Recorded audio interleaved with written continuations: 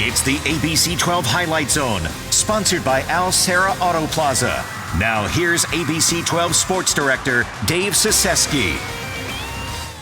Good evening, everyone. It's week 7 of the high school football season, and the Highlight Zone is ready to roll. Tonight, we've got undefeateds battling for bragging rights, rivalries heating up, our play of the night, fan zone winners, and first place programs continuing to shine as we march toward the postseason. And speaking of postseason power, we kick things off in Davison, where the Cardinals look every bit the contender. Talent up and down the roster, led by head coach Jake Weingartz, fresh off career win number 100 at the helm. They'll take on Carman Ainsworth, the team still chasing that all-important first victory. Cardinals come in scorching, averaging 56 points per game their last 3. A tough ask for defense. Has been struggling to keep teams out of the end zone for Carman Ainsworth. All cards early and often in this one. First drive capped by a Cameron Williams tutty as he'll go through the heart of the defense and into the end zone. 7-0 Davison. Next drive, how about this connection? Jackson Dosh uses play action, then goes with the air raid downfield to Timothy McCreary for the 53-yard score. Davison feeling it early, and they were just getting started. The defense would get involved. Carman would be backed up near their end zone. Carman Ainsworth there. The pressure gets to him. 16-0. That's a safety. The ensuing kickoff. Check this out, guys. Bounces into the hands of Cortez Porter. Porter showing why he's returning kicks, because he's a lot faster than me. He's the fastest guy on the field. I'm talking lightning speed. All the way down the sideline and in for the touchdown. Cardinals on a run back from Porter. Wow, they weren't done yet. Next time the defense gets the ball here on the turf, big 6'4", 240-pound Willie McQueen scoops and scores. That makes it 23-0 in the first quarter. And how about this? Jackson Dosh in the corner of the pylon there for the touchdown.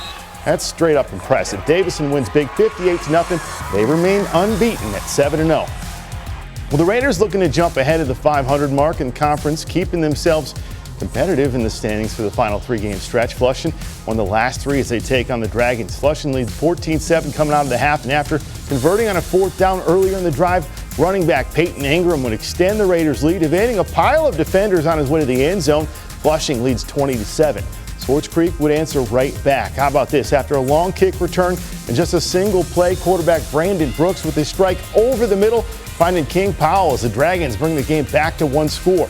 Raiders on top 20-14. Flushing would have to punt on their next offensive drive, and as the ball bounces to the inside the 10-yard line, King Powell would pick it up, and watch this, guys. Reverse field completely. Break tackles and take the ball all the way into Raider territory somehow, some way. But the Flushing defense would stand strong right after this. I mean, he's still running. This guy is absolutely incredible. Nakari Coulter, though, picks the ball off in the end zone, helping to keep Flushing in front as the third quarter expires. Flushing would close out this one in a high-scoring second half. The Raiders improved to 3-2 in conference play, 40-28 the final. Well, it's time to take a quick break, but when we return, the action continues as we head to Shiawassee County for a showdown between the Rams and the Hornets, 2 teams with a combined record of 11-1. It's a battle of heavyweights. You don't want to miss this as the Highlight Zone continues after the break.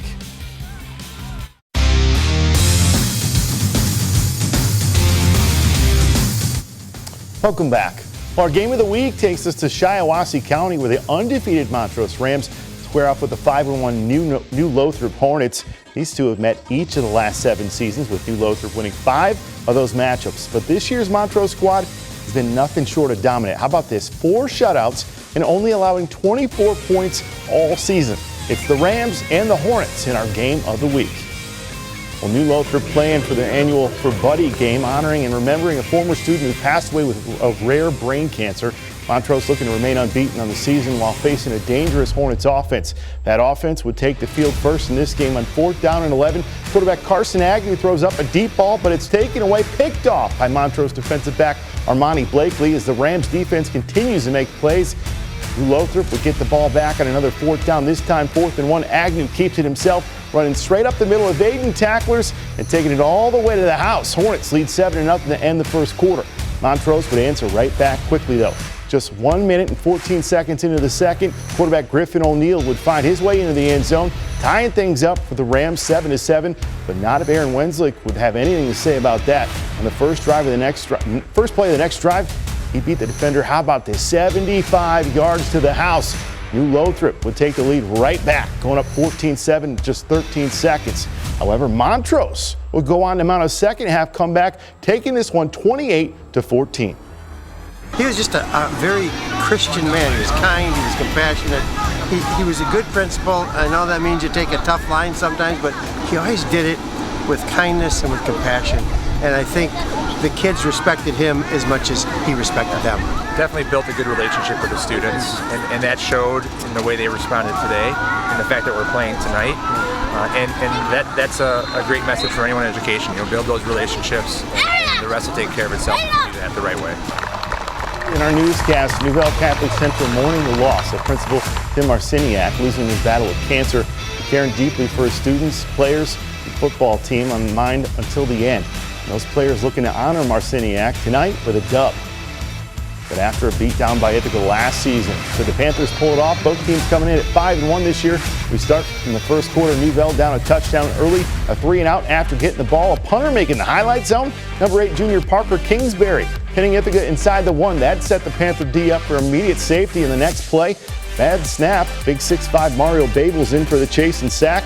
New Valley looking to take the lead after taking the ball back, though. It's going to be senior running back John Carlson in for the score, making it look easy on the right side for 6. And then later in the first half, how about this? A dime from senior quarterback Ian Ziegelman to who else? Parker Kingsbury, looking to extend the lead. That huge pickup, giving senior running back Sean Foley just the momentum he'd need to punch it in, extending the Panther lead. But after an all-New Valley first half, the Yellow Jackets come roaring back. They go on to win this game 37-30 for the comeback. It's time now to check in on our Spotlight scoreboard. How about this? Swan Valley, they keep things rolling with a 36-3 win. That's 5 in a row for the Vikings. Freeland takes the 35-14 win over John Glenn. That gives them 4 wins in a row as they sit at 6-1. Midland Dow picks up the 48-0 dominant shutout over BCC. They improved to 6-1. Holly puts up a 40-burger. How about that on Kersley as the Broncos improved to 4-3. What more can we say about Grand Blanc? The Cats put up 50 for the 4th time this season. They remain unbeaten at 7-0. And how about the thriller between Linden and Fenton? This is one of the better games of the night. In the end, the Tigers come away with the 46-41 win, a combined 87 points between the two teams. What a game. Well, the highlight of the night, we could have it went a number of different ways with this for the Cards, but this one goes to senior Cortez Porter, who took the kickoff and turned on the Jets. Another level as he took it to the sideline there, all the way in for the touchdown for the house call. Porter with the play of the night as Davison wins big, and they remain undefeated. Great play there. Well, the votes are in, and with 44% of the tally, how about this? The Midland Chemics are your Week 6 Alga Fan Zone winners. Congratulations to the Chemic faithful. You've officially punched your ticket to the postseason bracket. But the fun doesn't stop there. This week, the competition is wide open. We're challenging the fans, fired up fans from Freeland, New Lothrop, Montrose, Swan Valley, bring the noise and prove they've got the best student section in mid-Michigan. Speaking of spirit, we caught up with the students from New Lothrop to find out why they believe their section stands above the rest. Oh, I love coming out to football games. I'm the most hyped person in that student section. I'm always screaming. It's amazing. I just love hyping up our team. We're supporting Buddy tonight. That's pretty cool. And we're just goated. You know, Buddy was a boy in my grade, and he had brain cancer, but he passed away. So we're just supporting him. Every year we do it. That's awesome. Well, Michigan head coach Tyrone Moore is well aware of the high stakes this weekend as his team heads into the Coliseum for a Big Ten matchup with the Trojans. He says USC's explosive receivers, strong offensive line, and ability to run the play action as a whole pose a big challenge. Moore insists it's going to be a 4-quarter battle.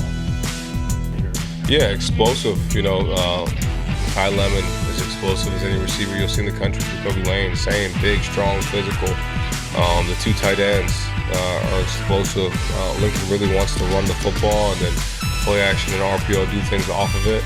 And then the quarterback does a really good job of taking care of the football for the most part. I think that was his first pick the last game against Illinois. So we got to do a good job of really controlling the line of scrimmage up front first. And they've got a really good O-line, but I feel like we got a really good D-line. So it's going to be a battle. It's going to be a 4-quarter battle in the Coliseum, which we're really excited about.